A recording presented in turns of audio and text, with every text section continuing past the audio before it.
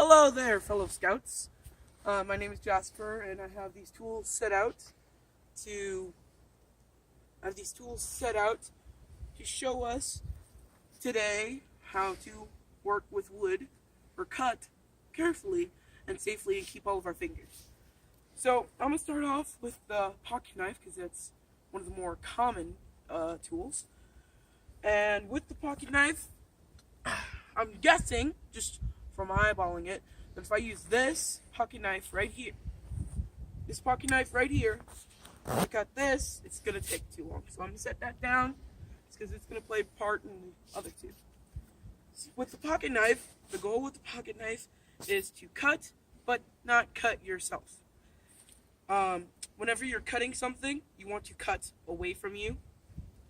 But whenever you get this, first thing you do is you pick it up by the blade, pick it up so your finger is pointing down and the blade is pointing upwards away from your hand, but you're holding it kind of like this, and you put it straight out to show you. This is called your blood circle. Because the first guy he did it, he messed up, and so his circle was just covered in blood. Very gross. But so your blood circle, after you measured it, that's your area when you're cutting. That shows that if you were to have your knife out, anyone in that area, they either need to A, move, or you need to move to prevent anyone from getting hurt. And that's pretty much the point of all of this, is to make sure no one gets hurt. So we're going to go ahead and move on to the two saws we have set out. Majority of you out there, that if you did have a piece of wood, you probably have a chainsaw, but I haven't seen any of the Boy Scout things for handling a chainsaw, so I just got my two trusty and faithful axes. And it is very cold out here, and this metal one I'm going to do first so I can put it down. Alright? Go. Welcome to part 2 of Boy Scout handling of sharp objects. I'm going to have these two right here, these two saws. I have this block of wood, it's really pesky. Now I'm going to try to cut. So when you have this, first thing you want to do before you start cutting, you want to grab it, the same thing you did with a pocket knife. You want to grab it and you want to point it outwards. You want to hold it just like this and point it all around you. That is also called a blood circle. Same thing you would have done with your pocket knife. So then, get up there. Depending on how tall it is, it may need to be on your knees or not. But you grab it. With this type of saw, this one has a handle right here. It shows you're supposed to grab it. So you grab it like this. You have that pointed out. You hold it steady. You move it back and forward in that exact same groove. And eventually, you start picking up speed. But I know the majority of you out here I was like, well, I have a chainsaw, so I don't need to worry about that. But I don't have a chainsaw. It's cold. We're moving on. Next saw that we have that we're going to use, at least today, is this saw. This is the handheld saw. It's a lot more practical than this one. It's also newer than this one, if you can't tell by the difference in rust. Both have been replaced by the chainsaw. But with this, you basically have the same thing. The only difference is pretty much how you measure your blood circle. You just stick this straight out. Everyone in that radius needs to stay back. And cut basically the same way. It's a lot easier to cut with since it is newer. But this block of wood is still really getting on my nerves because we haven't cut it yet. And also these jeans are wet, making it even colder out here. So let's continue moving forward. Alright, the axe. One of the most common tools behind the chainsaw and pocket knife. But when you have your axe, first thing you want to do is establish an axe yard. Now, when you establish an axe yard, I know your first idea is stick this straight out. Well, with an axe, since you have it hold it right here, and you swing down, you have a much higher chance of, oops, well, that's outside of my blood circle. So someone was standing right there, they would have been severely injured. So what you want to do You want to step from where you're cutting or sharpening. You want to set down your axe. You want to stay right there, and you want to walk out. 1, 2, 3, 4, 5, 6. You want to do that in all directions. Then you'll have yourself a nice big axe yard. Now, if you're going to set up an axe yard, you're most likely going to have more than one piece of wood. But for this situation, we do.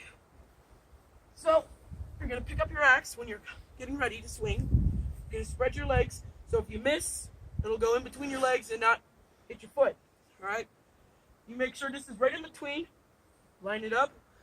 And you hold it over your head and you go just like that. Now that we've cut, this axe is a little dull. So if you're going to sharpen it, you get up on your little seat and you sharpen it. Now, my camera crew, or cameraman, he's standing right there. I'm going to aim my axe when I'm sharpening it. I'm going to go shh, shh, shh, that direction, pointing away from everyone else, and if that's not possible, pointing semi-down at an angle, where you're not sharpening straight down, because you may hit your foot, and you're sharpening at an angle, so you won't hit anybody out there. Same for the other side. You may just need to flip, but you pretty much do it the exact same way.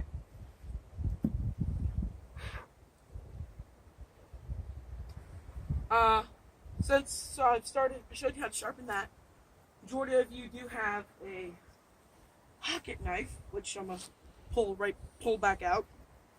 And it's okay. The pocket knife that you see right here, this has a stainless steel blade. This type of blade is very, very, very sharp.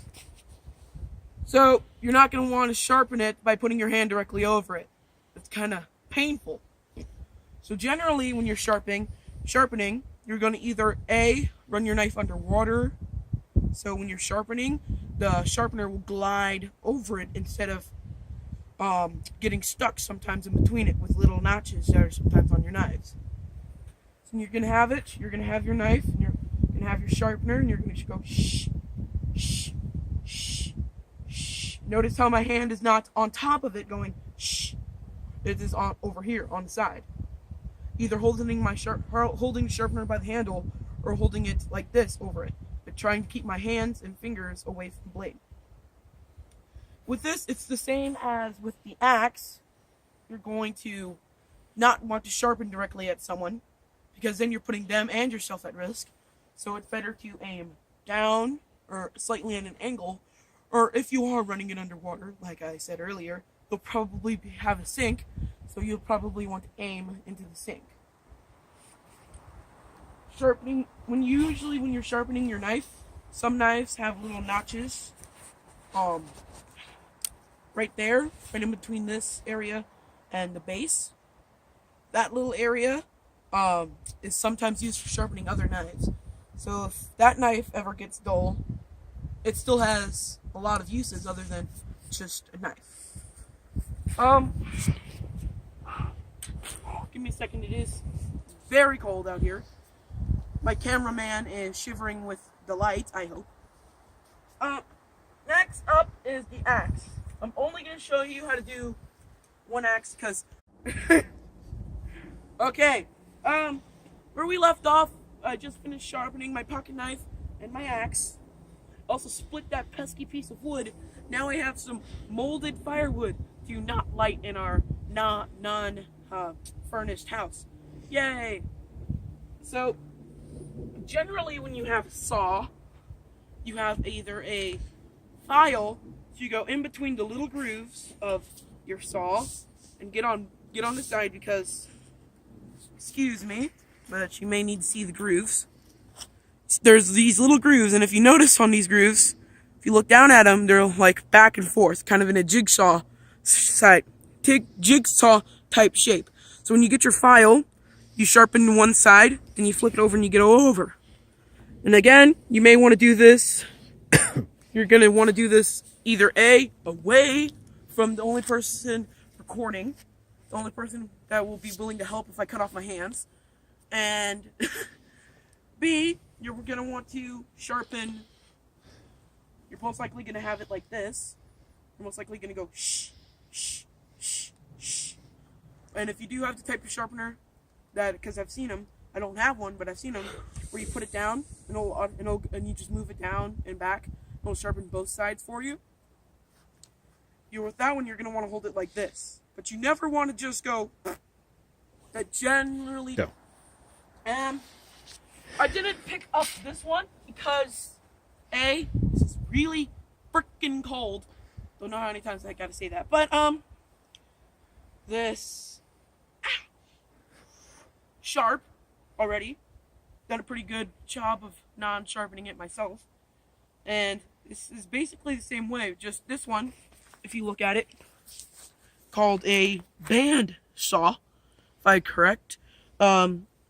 This is kind of like that one.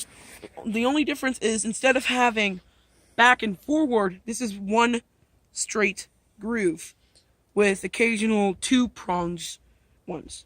But this one, the goal of this one is to start a notch either down here and going forward, because that's how you start the notch, and then you pull it backwards and forwards as you've already gotten kind of in there. But you know, chainsaws have replaced the need to use these. So, yeah, that didn't hurt. So guys, thank you for watching, and I'll leave you a piece of this wood.